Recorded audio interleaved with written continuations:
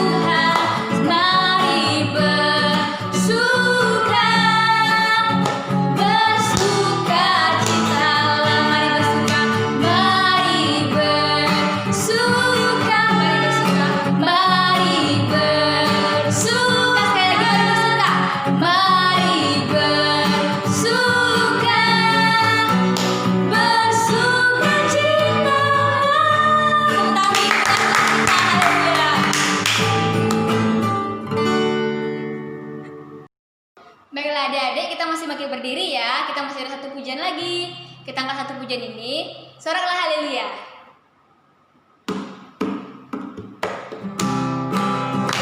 Semangat ya adik-adik.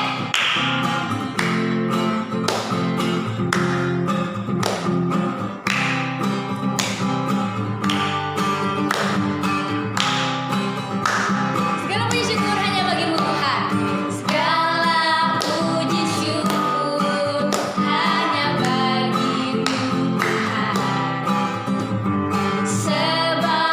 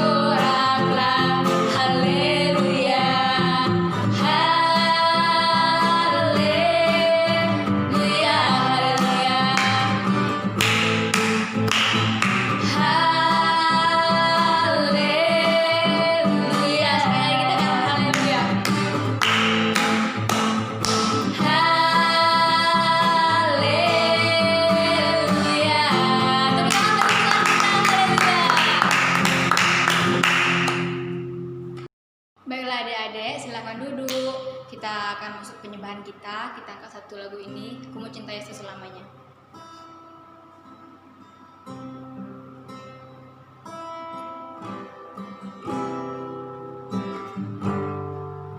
Ku mau cinta Yesus selamanya.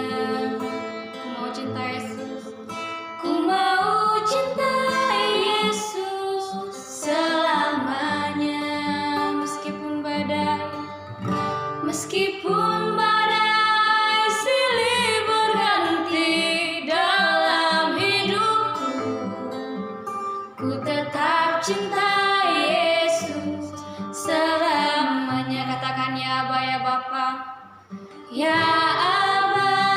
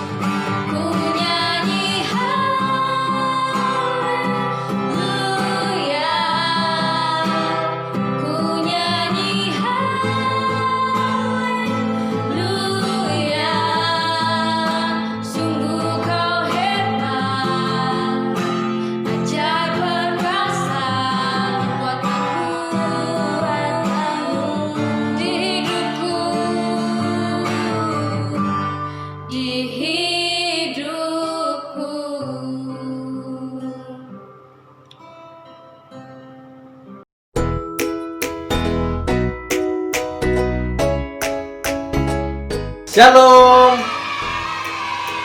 Apa kabarnya pada siang hari ini adik-adik? Kita ketemu lagi dalam ibadah service online khusus domba kecil. Dimana sepanjang minggu ini ada sehat semua? Yang sehat yang boleh diberkati dalam minggu ini boleh lambaikan tangannya ke kamera. Iya, walaupun kakak gak lihat pada jamnya, pasti kakak tahu semua diberkati Tuhan dalam minggu ini. Amin. Oke. Wah, bagi yang sekolah kayaknya hari Senin kemarin udah mulai masuk sekolah ya. Udah kembali kayaknya semangat lagi ya. Kayak yang udah lama tidur, udah lama vakum di rumah, mulai masuk sekolah lagi. Mungkin pasti ada yang udah susah bangun pagi kayaknya ini. Ada yang udah sekolah pula, udah kebiasaan tidur bangun siang. Oke. Udah mulai sekolah, udah mulai beraktivitas, mulai bangkit, mulai semangat untuk dapat ranking di sekolah. Amin. Kita ketemu lagi di ibadah service online domba kecil bersama Abang, atau panggilnya kakak aja ya, sama Kak Nando. Kalau minggu kemarin kalau nggak salah yang bercerita itu ada Om Otniel ya, Om atau kakak ya. Kalau Om kayaknya terlalu tua. Kak Otniel ya. Minggu lalu itu Kak Otniel. Sekarang kita kembali bertemu sama Om Nando. Oke. Udah siap untuk dengarkan firman Tuhan? Udah duduk rapi? Udah pakai baju yang bagus, yang rapi? Udah siap duduk? Ada papa mamanya di samping kan? Oke, kita akan mendengarkan firman Tuhan pada siang hari ini. Sebelum kita mendengar firman Tuhan, mari kita bersatu di dalam doa. Bapa yang baik, terima kasih untuk waktu yang Tuhan berikan pada kami, untuk penyertaan Tuhan dalam satu minggu ini untuk kami anak-anak-Mu. Ya, boleh Tuhan berkati, Tuhan jagai hingga pada siang hari ini kami boleh duduk untuk mendengarkan dan menyaksikan kebenaran firman-Mu Tuhan. Walaupun kami masih terbatas dengan jarak dan waktu, tapi kami percaya dimanapun, kapanpun firman-Mu boleh mengubahkan kami semua. Terima kasih Bapa yang baik, berikan kami hati yang mau mendengar, yang mau duduk tenang, ikut bersuka cita dalam ibadah sekolah minggu ini. Terima kasih Bapa yang baik, di dalam nama Yesus kami siap mendengarkan firman Tuhan. Haleluya, sama-sama katakan amin. Oke. Tadi udah lompat-lompat, udah bergirang memuji Tuhan sama Kak Yesi ya. Kalau nggak salah sih WL-nya Kak Yesi ya, Kak Yesi. Ya, udah semangat, udah bergirang. Sekarang saatnya kita mau dengarkan kebenaran firman Tuhan. Nah, pada siang hari ini kakak mau membahas tentang mungkin kalau kemarin bicaranya tentang Nabi di Perjanjian Lama ya. Sekarang kita mau bicara di Perjanjian Baru dulu. Kita bicara tentang sebuah cerita tentang sepasang orang tua, ya bisa dibilang orang tua lah, suami istri yang mungkin bisa dibilang kesalahannya itu kesalahan yang sepele, tapi itu sangat melukai perasaan Tuhan ya.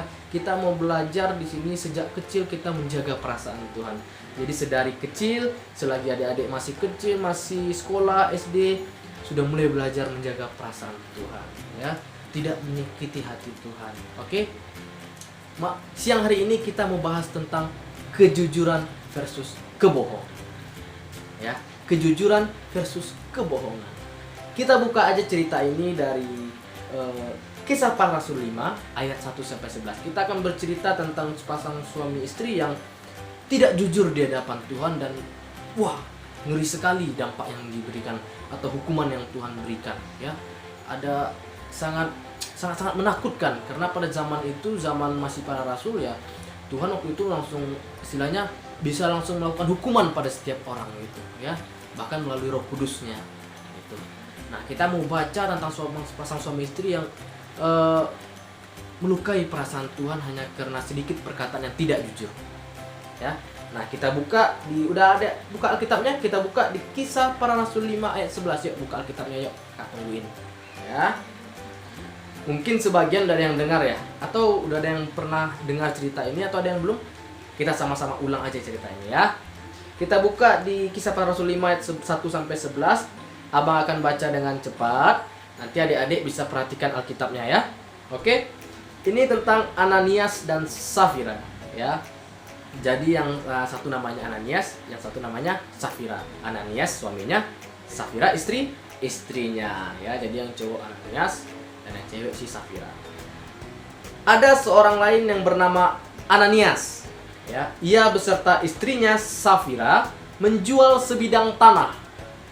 Jadi dalam cerita ini Ananias dan Safira itu menjual sebidang tanah milik mereka ya.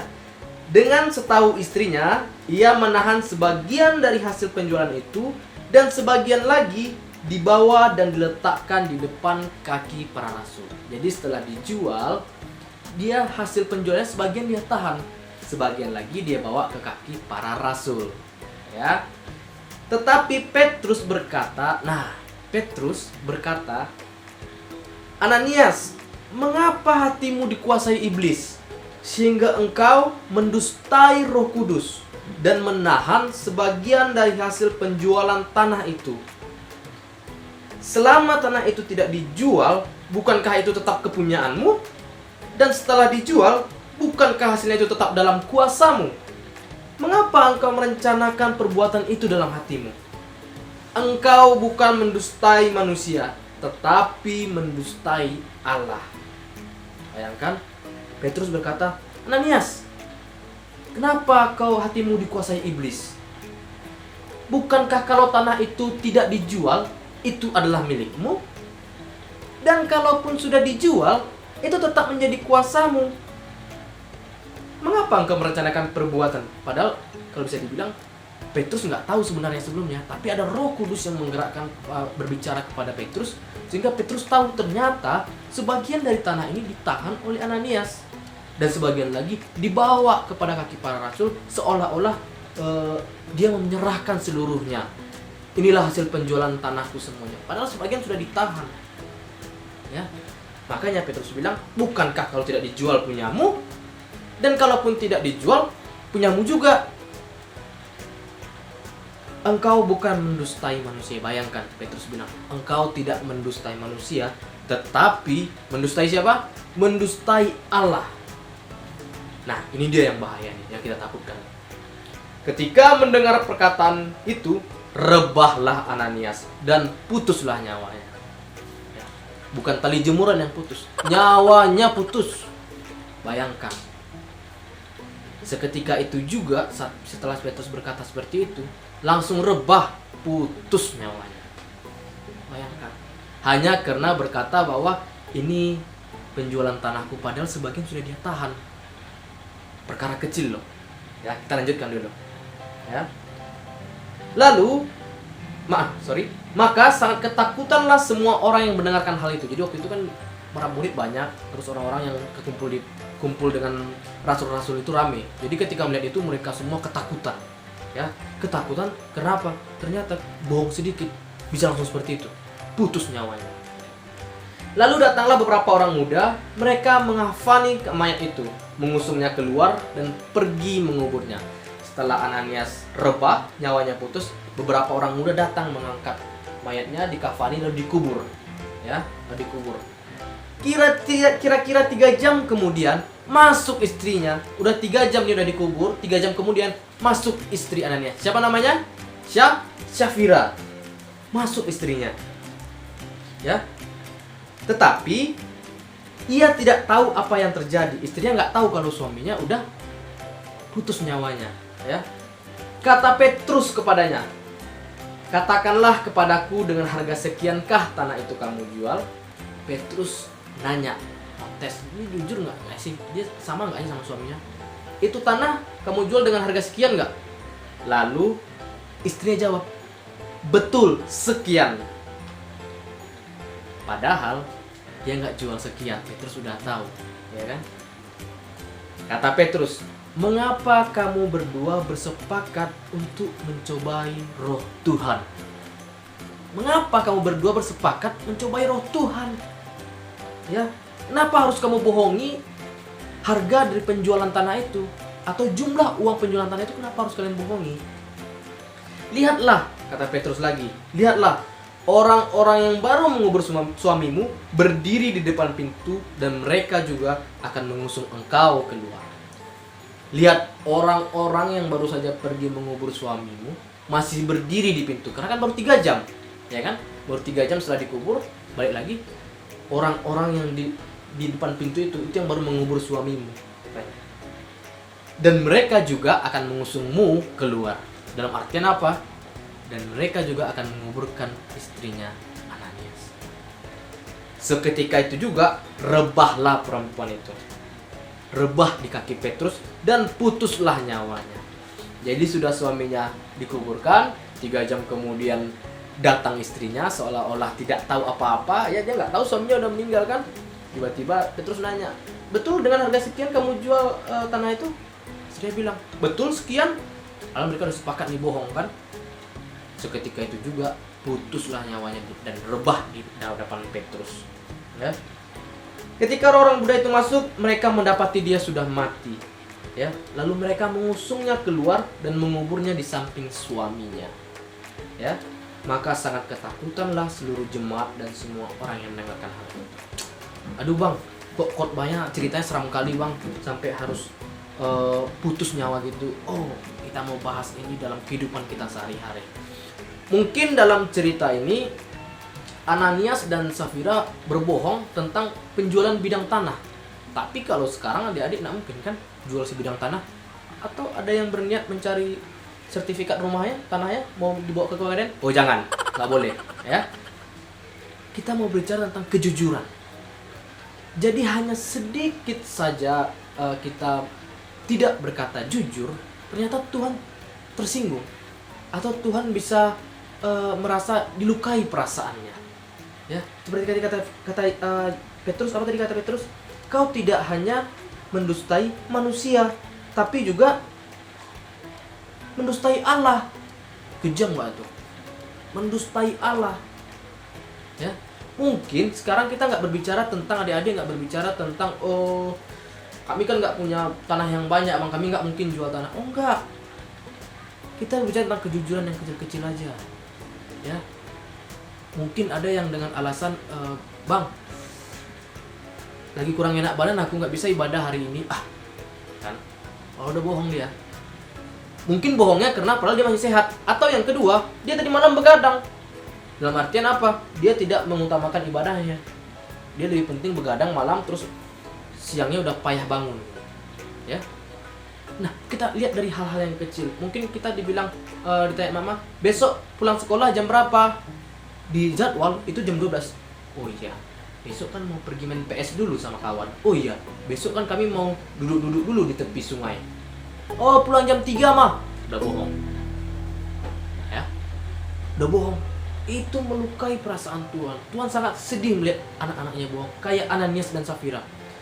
Tuhan sedih sekali melihat mereka bohong. Ya, bodoh kalau kita bayangkan zaman ceras-ceras bisa putus nyawa kita. Bohong kita. Pulang jam berapa besok? Kamu nak pulang jam 5 bu. Padahal pulangnya jam 12 siang. Seketika juga berubah langsung. Gawat kan? Kita jauhkan di dalam nama Tuhan Yesus. Ya. Dan kita jauhkan segala bentuk kebohongan. Mungkin adik-adik dalam masa-masa sekolah, masa-masa kecil sekarang, masa-masa SD, akan banyak hal-hal yang membawa adik-adik untuk mencoba untuk berbohong. Dari yang kecil-kecil, pulangnya jam 3, bilang jam 5, atau bilang, "Ma, besok mau bawa uang buku atau uang ujian, berapa uangnya nak?" 5.000 mak, padahal cuma 2.000. Udah kita bohong. Gak bisa, itu menyakiti perasaan Tuhan. Kita gak ngebohongin. Pertama, kita udah mendustai perasaan orang tua kita. Yang kedua, kita mendustai Allah. Double dosa kita. Ya, dalam cerita ini jelas Tuhan gak suka sama orang yang berkata tidak jujur. Kita buka di Matius, ya. Coba adik-adik buka di Matius 5 ayat 37, ya. Kita buka Matius 5. Dan abang harap ini menjadi ayat hafalan kita, ya. Abang bacakan Matius 5 ayat 37. Jika ya, hendaklah kamu katakan ya. Jika tidak, hendaklah kamu katakan tidak. Apa yang lebih dari itu berasal dari si jahat. Kita ulang sekali lagi. Jika ya, hendaklah kamu katakan ya. Jika tidak, hendaklah kamu katakan tidak. Apa yang lebih daripada itu berasal dari si jahat. Jadi kalau ya dikatakan tidak, tidak dikatakan ya, itu berasal dari si jahat. Siapa si jahat itu? Marga apa dia? Hah? Si jahat itu marga apa? Marga Lucifer. Si jahat itu marganya apa? Marga Lucifer. Atau bisa bilang dia iblis, berasal dari iblis. Jadi kalau nanti pulangnya jam 12 siang, ya jam 12 siang pulangnya. Kalau uang bukunya 5.000, bilang 5.000, jangan bilang 10.000. Kalau ongkosnya 3.000, bilang 3.000. Jangan dibohongi. Ya, kalau jamnya ibadah, bilang ibadah, jangan pura-pura sakit. Jangan alasan-alasan yang lain. Ini bohong dengan alasan ini seirama nih. Ya, udah bohong, cari alasan lagi. Udah double. Ya kan? Udah double dosanya. Jadi coba kita adik-adik semua, Bang harap bisa berkata jujur dalam segala hal, dalam ujian, bahkan dalam sekolah pun, ujian pun harus jujur, ya. Mencontek itu suatu kebohongan. Oh, bohong. Kenapa? Hasil yang kita dapatkan bukan murni dari kita, tapi dari orang lain. Ya. Mencontek pun, ngintip ujian pun itu salah satu kebohongan. Nah, jangan kita sangka, kan aku mencontek pas ujian, aku nggak contek pas ujian. Menyalin tugas, ya, menyalin PR teman, ini kebiasaan nih, ya kan? Udah nggak tahu buat PR, udah siap tugasmu, pinjam dulu. Udah siap tugasnya, tinggal salin kita lagi. Sap, 5 menit selesai. Dia ngerjainnya 2 jam, kita 5 menit selesai. Sap, selesai. Kita bohong, kita bohongi guru, kita bohongi orang tua, kita bohongi Tuhan. Ya, dari sekarang kita belajar jujur. Jika ya, katakan ya. Jika tidak, katakan tidak. Lebih daripada itu berasal daripada si jahat.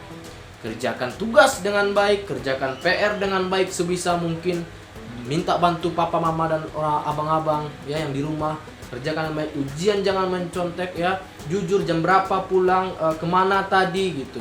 Ya, mau jam ibadah, siapkan hati untuk ibadah. Tidak ada alasan Bang, tadi aku bantu mama ini bang, padahal nggak ada bantu apa-apa, tapi nggak ibadah, ya kan?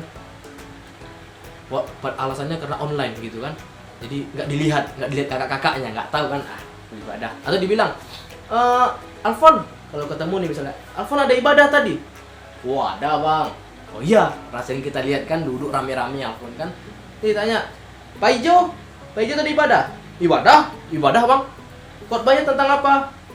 Tentang anak Nias bang, anak Nias dan anak Batak. Kan udah salah kan? Ananias dan Safira. Dia dengarnya sedikit-sedikit kan dari kamar, dengarnya kan. Anak Nias. Oh berarti ada yang cerita anak Batak ini. Anak Batak lagi ini. Ibadah tadi Pak Ijo? Ibadah bang, ibadah. Oh ya, cerita tentang apa tadi Kak Nan?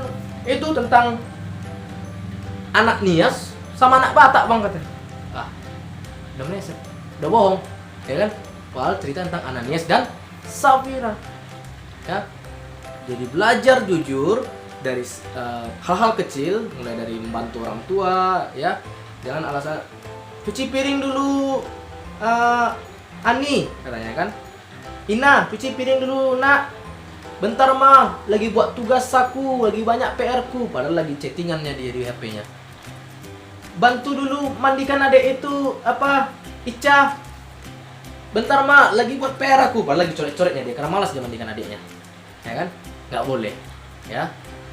Belajar dari hal-hal kecil untuk berkata jujur, melakukannya dengan ikhlas, melakukan semuanya dengan takut akan Tuhan. Ingat, takut akan Tuhan. Ya. Kita nggak tahu nih bagaimana cara Tuhan kalau udah Tuhan, kayak perasaan Tuhan udah terluka nih atau tersinggung nih. Kayak mana cara Tuhan, atau Tuhan udah sedih lihat kita bohong, kita nggak tahu nih gimana cara Tuhan nanti negur kita, ya kan? Kita doakan, kita nggak mau, jangan sampai kita ditegur Tuhan lah, ya. Kalau ditegur Tuhan dengan cara yang kayak Ananias, ngeri sekali, ya. Makanya dari sekarang berharap kita semua hidup dengan perkataan yang ya. Jika ya katakan ya, jika tidak katakan tidak, ya. Lebih dari itu berasal daripada yang sejahat, ya. Belajar hidup jujur, Belajar berkata jujur kepada teman, kepada adik, kepada kakak, kepada papa mama, kepada siapapun berkata jujur. Ya. Jangan kita pikir kesini bisa bohong, kesini bisa bohong. Ingat, ada Tuhan yang bisa melihat kita kapan saja dan di mana saja kita. Apapun yang kita sampaikan, apapun yang kita katakan, Tuhan bisa lihat, Tuhan bisa dengar. Jadi jangan coba-coba untuk berkata bohong. Ya. Jadi anak Tuhan, anak domba kecil GBI Solo Gracia pasti berkata ya jika ya dan berkata tidak jika tidak. Karena anak Tuhan tidak ada yang berasal dari si jahat. Karena anak Sola Gracia semua berasal dari anak-anak Tuhan. Amin. Oke. Itu yang abang sampaikan pada siang hari ini, minggu siang hari ini. Singkat, tapi ini harus betul-betul dilaksanakan adik-adik semua. Hidup dengan jujur, tidak berbohong dari kecil, ya. Jangan jadi seperti Ananias dan Safira, ya.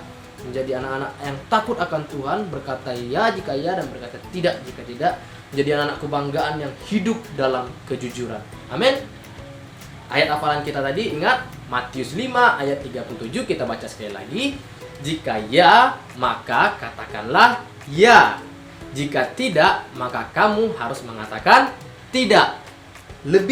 Apa yang lebih daripada itu berasal daripada si jahat. Oke? Itu ayat hafalan harus diingat. Jadi pas kita mau bilang tidak, kata Tuhan jika ya katakan ya. Iya mak, aku pulang jam 12 mak. Iya mak, uang bukunya 12.000 nya mak. Iya mak. Jujur. Maka Tuhan pun senang. Anakku ini jujur kali dia, walaupun ada kesempatan bisa dia bohong, tapi dia jujur. Senang sekali Tuhan.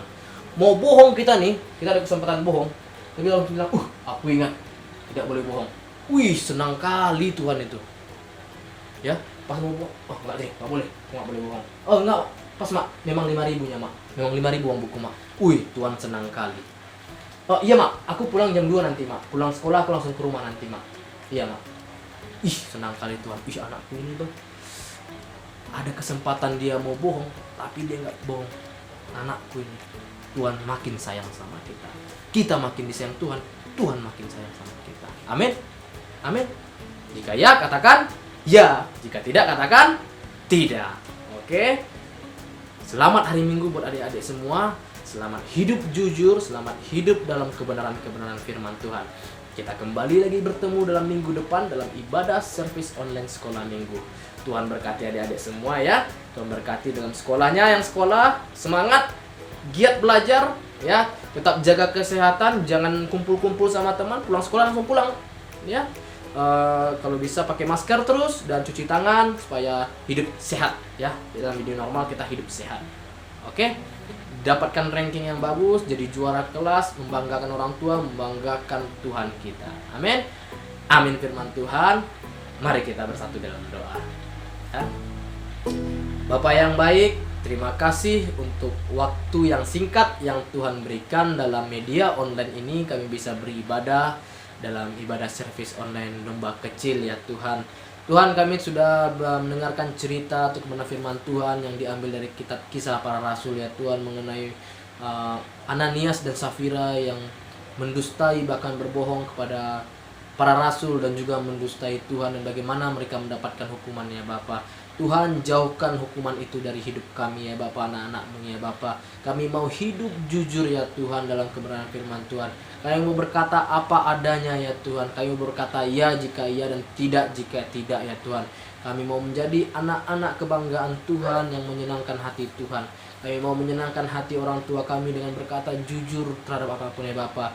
Ajari kami anak-anak-Mu Tuhan untuk bisa berkata jujur kepada siapapun dan dimanapun ya Tuhan. Karena kami tahu kami memiliki Tuhan yang bisa hadir dimanapun dan mendengar dimanapun ya Bapa.